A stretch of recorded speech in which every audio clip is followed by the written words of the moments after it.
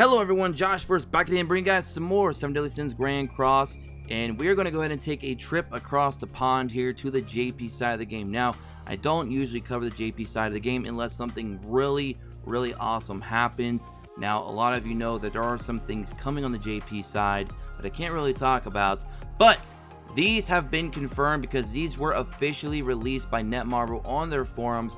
We have a picture here of Zeldris, which is awesome, and Zaratras, which is right here. So Zaratras is a green unit and Zeldris will be blue.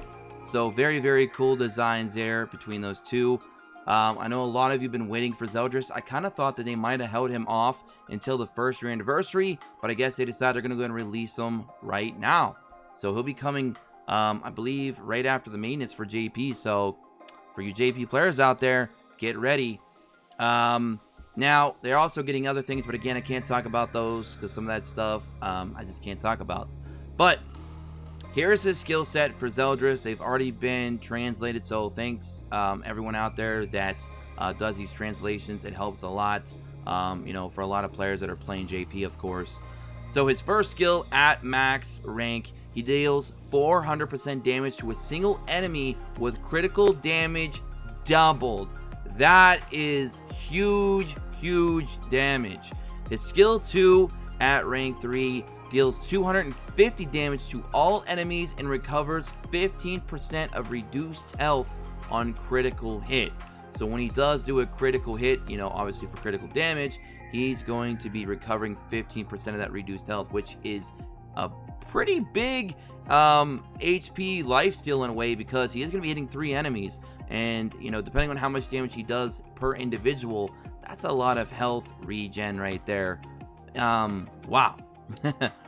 Now, his reckless line, his ultimate, deals 560% damage to a single enemy with critical damage double. Now, that is the icon for a 6 out of 6 ult, but if his 6 out of 6 ult is only 560%, I feel like that's kind of a real low multiplier for a single target ultimate 6 out of 6. So I'm hoping that's actually the 1 out of 6 translation with the 6 out of 6 artwork, but I could be wrong. If not, that's a little bit disappointing on his ult.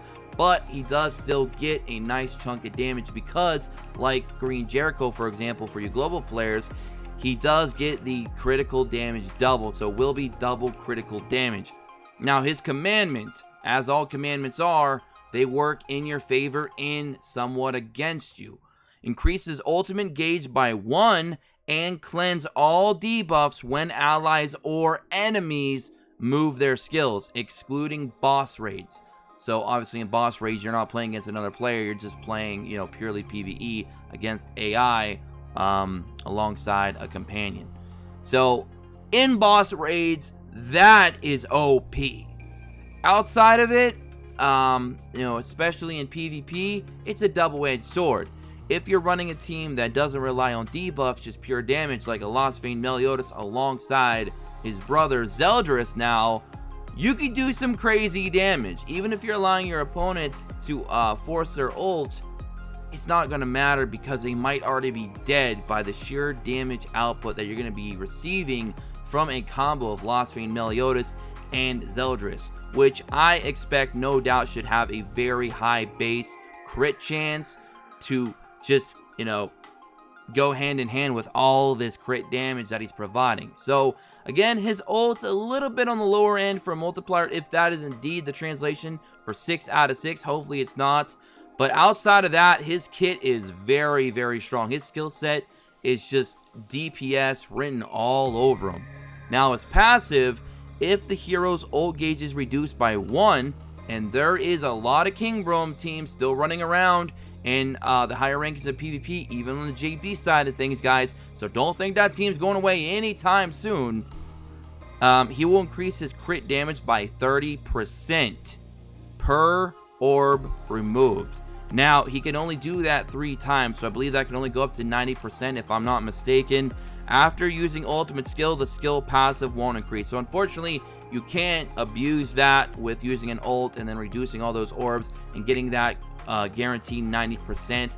it will have to be done the hard way, where it's actually getting his ults removed, probably by a unit like Green Merlin, for example, and Red Hellbroom, and any other unit that is on JP that's in the meta right now that removes ult gauges. But that's still very, very strong, because that's up to a maximum of 90% additional crit damage, which will get doubled on his skill 1 and his ult. So that is a lot of damage output.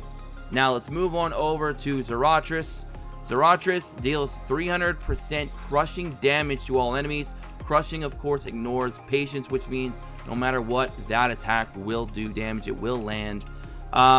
Skill 2 deals 500% and ignores defense to a single enemy. That is a huge attack.